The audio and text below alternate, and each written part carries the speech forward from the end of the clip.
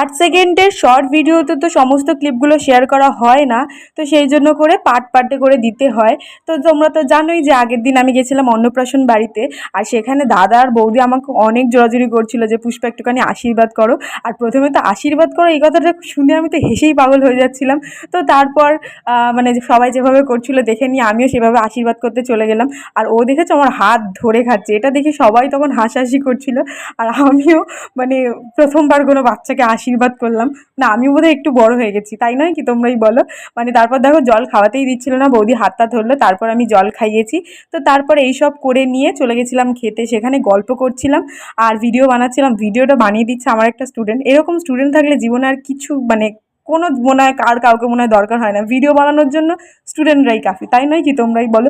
তোমরা কিন্তু কেউ কমেন্টই করো না যে তো আমার ভিডিও তোমাদের কেমন লাগে, প্লিজ তোমরা কমেন্ট করো, তাহলে আমার খুব ভালো লাগবে। তো চলো এখানেই শেষ করছি, টাটা।